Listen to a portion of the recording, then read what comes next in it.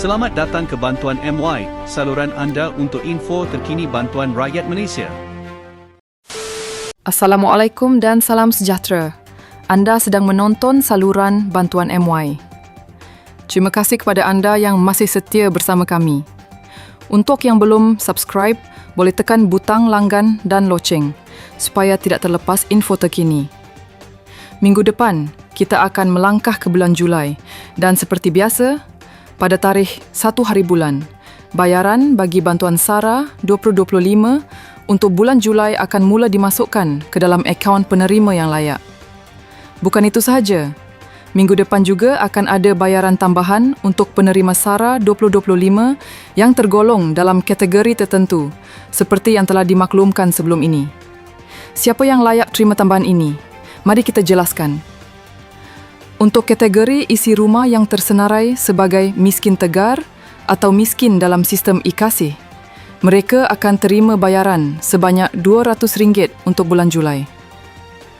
Kalau kategori isi rumah yang lulus STR tetapi tidak tersenarai dalam e-Kasih sebagai miskin, hanya menerima RM100. Bagi warga emas yang tiada pasangan dan disahkan miskin atau miskin tegar dalam e-Kasih, jumlahnya adalah RM150. Jika tidak termasuk dalam senarai tersebut, mereka hanya akan menerima RM50. Untuk golongan bujang, hanya yang disahkan miskin atau miskin tegar dalam e-Kasih sahaja akan menerima RM50. Bujang yang tidak berada dalam kategori itu tidak akan menerima apa-apa bayaran SARA bagi tahun ini.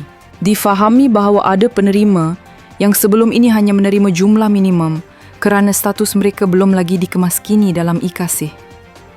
Tetapi selepas semakan pada penghujung April 2025, mereka kini disahkan tergolong dalam kategori miskin atau miskin tegar. Jadi, bayaran mereka akan diselaraskan. Maksudnya, mereka akan terima bayaran tambahan secara one-off bagi jumlah yang sepatutnya mereka terima untuk bulan April, Mei dan Jun yang lalu. Contohnya, kalau sebelum ini hanya menerima RM100 untuk 3 bulan berturut-turut, sedangkan mereka layak terima RM200 sebulan, ada kekurangan RM300. Maka, jumlah itu akan dimasukkan sekali pada 1 hari bulan Julai ini. Jadi, untuk penerima seperti ini, mereka akan terima RM200 untuk bulan Julai, ditambah dengan RM300 bayaran tertunggak, menjadikan jumlah keseluruhan sebanyak RM500. Tetapi hanya untuk bulan Julai sahaja. Untuk bulan Ogos hingga Disember nanti, bayaran kembali kepada RM200 sebulan seperti biasa.